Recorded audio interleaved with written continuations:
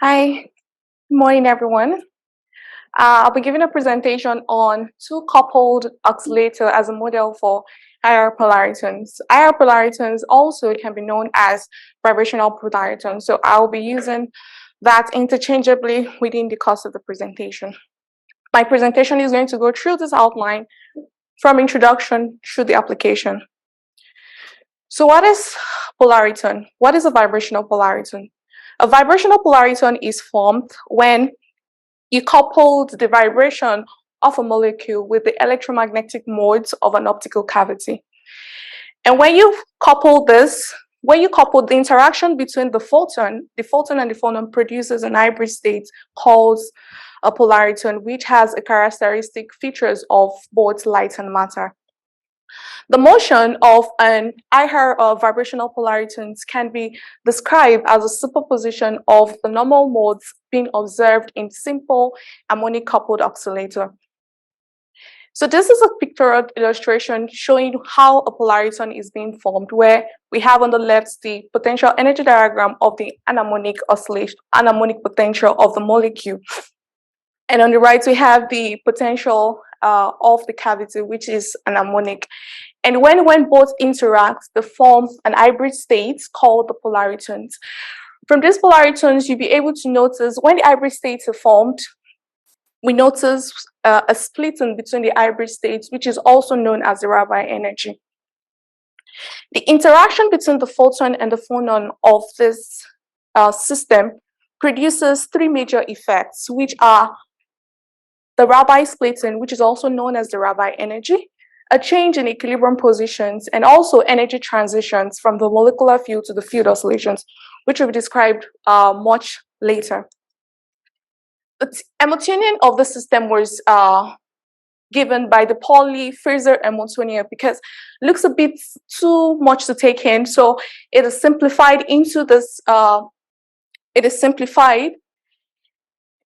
Area with the Hamiltonian having the addition of all this, the molecule, the field, and the interactions, where the Hamiltonian, the equation of the Hamiltonian is listed below. The potential for this system is given for the Morse potential. For my stimulation, I was modeling a molecule, and the Morse potential for the molecule is given by this equation, and for the cavity is modeling an harmonic potential, which is given by this equation. The x and the x naught are the equilibrium positions, the initial equilibrium positions of the system before coupling. The parameters for the simulations are thus below.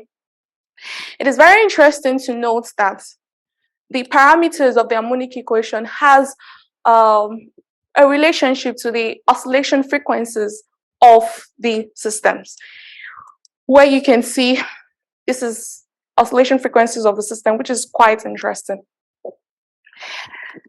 To fully understand what is going on in a polariton, I decided to model my simulations using MATLAB based on the dynamic and static properties, static analysis of the system. So this diagram or this illustration shows the static properties of an eigenstate.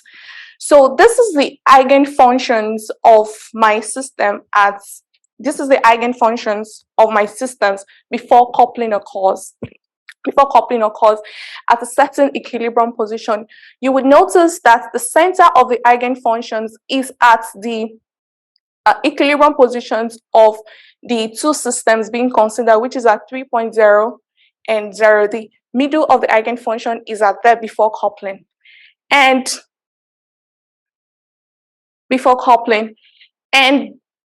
the energy of the system is given by the famous Schrödinger time independence equations to give the energy of the systems and the wave function, the excitation value of the system. After coupling, we notice that the middle of the wave function shifted from the previous equilibrium position to a new position here. We could see that the equilibrium position is no longer here, but I shifted somewhere a little bit here for the system, for both this. And this shows one of the observables that is expected to see from coupling for our formation of polaritons, which involves the change of equilibrium positions, of the system. This is put in form of change in equilibrium bond length in the molecule and also change the equilibrium strength of the electric fields. I also try to see how the variation of coupling constants affects the eigenenergy states of a system, of a coupled system. So it is interesting to see that when the system was not coupled, we saw that the eigenstates second and third has the difference between the eigenstate and second has a zero. It's equals to zero from here, equals to zero. And that kind of makes sense in a way that because it feels that there's no oscillations, that means the oscillation is zero. So it kind of makes sense based on this equation. So focusing on the dynamic parts of my polaritons, this is a video showing the dynamic analysis of the polaritons. From these polaritons, we'll be able to, the dynamics of these polaritons, the dynamics of this eigenwave functions was propagated using the evolution operator. When the evolution operator acts on the wave function, we are able to determine the eigenfunctions of the system at a specific point in time, at any point in time. And if we're able to get the eigenfunctions of a system at any point in time, we can be able to calculate the average trajectory of the system, which this is actually doing at any point in time, in which the molecule of what I'm modeling for my MATLAB code is for a molecule and the electric fields. So we'll be able to measure the equilibrium positions of the molecule and the electric fields.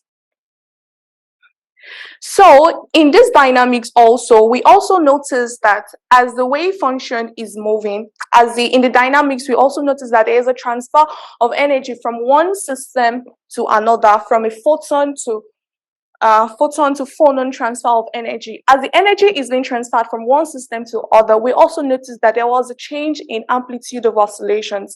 As the energy is being transferred, the amplitude of oscillations also decreases with time. And this is shown by this illustration where the maximum of one wave function, the maximum of one wave function is the minimum of another. So we asked ourselves, why do we need to study polaritons? Why is it necessary? So it is said that the polar energy conversion from the molecular bond oscillations to the electromagnetic field amplitude serves as the foundations for the design of a chemical lasers. And also the energy conversion contributes to the field of polariton chemistry to manipulate chemical reactions. So thank you for listening. Our presentation is open for discussion, for questions.